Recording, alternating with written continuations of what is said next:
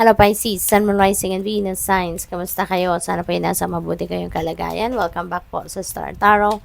Kung bago kayo rito, welcome din kayo. Thank you for your support. I truly appreciate it. God bless you all, Pisces. Pauna mensahe po ninyo ay generosity. Ayan, sow seeds of kindness. Okay? Likas naman kayong mabait naman talaga. No? You are a very compassionate person as well. Kaya, siguro kahit sino no ang lumapit sa inyo nangangailangan ng tulong ninyo, nangangailangan ng kung ano man klaseng tulong, no? Tulong in any form. Parang hindi ninyo to nahihindihan. Okay? Lagi kayong nandiyan para magbigay, lagi kayong nandiyan para tumulong. We have dream. Ayan, never stop dreaming. Okay, Pisces, never stop dreaming kasi maaaring meron kayong mga pinapangarap, pero alam mo yun, napanghihinaan kayo ng loob at wala din naman kayong ginagawa para makamit ito, diba? Kaya this is a heads up para sa'yo na mas magandang mangarap at tuparin ang pangarap. Okay? Mas magandang ma-experience natin sa ating 3D reality, no?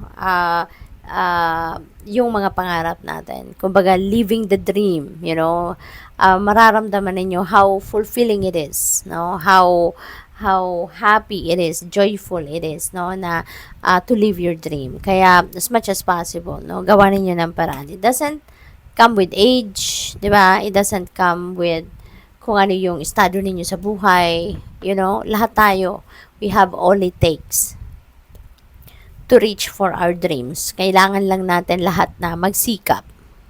We have courage. Maybe this is what you really need right now. No, magpakatatag, tibayan ng inyong loob, maging matibay, maging fearless, you know, para marating ninyo kung ano man ang inyong mga pangarap. Or para harapin kung ano man ang mga obstacles sa buhay or mga problema, no, na maaring nararanasan ninyo sa ngayon. Nice. Diba? This is a time for expansion. This is a time for thriving. This is a time for evolving into the best version of yourself, Pisces. So, what else? Tignan natin kung ano pa ang ganap.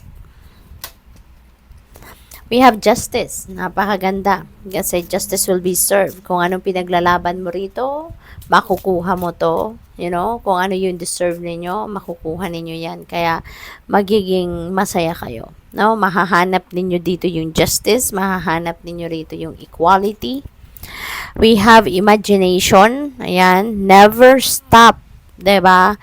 Dreaming. At saka, imaginein ninyo, no? Imaginein ninyo kung ano yung eksaktong sitwasyon na pinapangarap ninyo. Okay? Kasi, yung imagination, that is one powerful tool din, no, of manifestation. Lalo-lalo na kung sinasama ninyo doon yung inyong emosyon, yung inyong feelings, habang nag-unfold, no, sa imagination ninyo, yung saktong sitwasyon na gusto ninyong ma-manifest, no?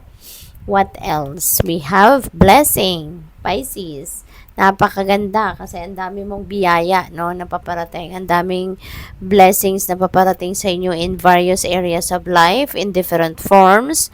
Kasi, maaari din na ano ito si blessings. Maaring ano siya, answered prayers, no? Or baka yung blessing na to, ito na yung manifestation na kung ano man yung ini-imagine ninyo, kung ano yung pinapangarap ninyo, 'di ba? So what else? We have good news. Ayan, good news is coming your way. Napakagandang mga magagandang balita ang paparating sa inyo. This could be a miracle, 'di ba? This could be a surprise para sa iyo. Maaaring yung good news na to, ito yung mga hinihintay ninyong updates sa mga in-applyan ninyo. Baka meron na kayong job offer sa in-applyan ninyong trabaho, or pwedeng resulta na to ng magagandang resulta ng inyong mga examinations. Baka meron diyang nakapasa sa inyo sa board exam, sa kung ano pang klaseng examinations related sa schooling ninyo, or baka resulta, no, ng mga blood work ninyo, maaaring ganon, magaganda, or kung ano mang laboratory ninyo, test, 'di ba? So pwedeng ganon. This could be good news coming your way, and it could be anything, depende sa inyong sitwasyon, but definitely meron magandang balitang paparating. We have accident. Ayan, ito hindi magandang balita. Kaya, this is a heads up para sa'yo, no? Na mag-ingat kayo, mag-triply ingat kayo, no? Sa kahit sa loob ng bahay, kahit sa labas ng bahay, in anything that you do, dapat extra careful talaga kayo, no? You should always be careful sa bago ninyo gawa ng isang bagay, okay? Or bago kayo lumabas ng bahay.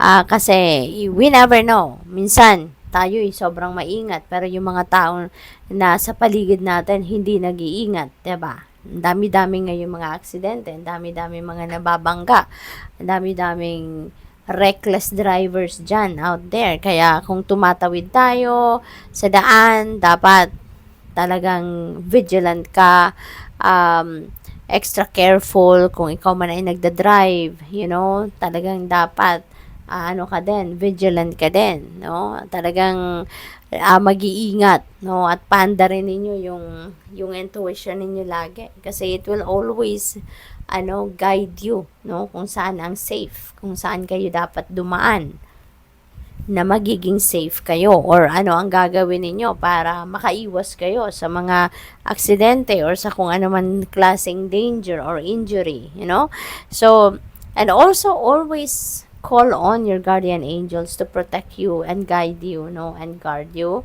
Always call on Archangel Michael as well to surround his blue sapphire sword of light in front of you, to your back, to your left, to your right, above and below, in all directions, no, para protektahan ka, no, at lagi kang gwardyahan, okay? What else? We have stress. Ayan, so merong kinai-stressan ng iba sa inyo rito, Pisces. Kaya kailangan ninyo muna na mag-time out muna kayo. Okay? Huwag ninyong hayaan na mamayani ito sa inyo kasi this is negative energy and it will just give you headache talaga, no? May stress kung meron kayong hypertension, ako makaka-apekto din yan sa blood pressure ninyo kung nai-stress kayo. Kaya, as much as possible, pag nararamdaman ninyo yan, atras muna kayo ng konti sa kung ano man nagpapa-stress sa'yo. Focus on yourself, no? Mag-breathing exercises ka, focus on your breathing, hanggang sa ma-relax ang inyong katawan. Okay? That's one effective way of, calming yourself. Okay? Mag-meditate kayo, mag-prayer mode, yung hindi muna, wag nyo munang isipin ang problema. Okay? Para hindi muna kayo may stress at may balik muna ninyo sa balanse ang sarili ninyo and you can focus. Okay? So, good luck sa iyo. Thank you for watching. Love and light. Namaste.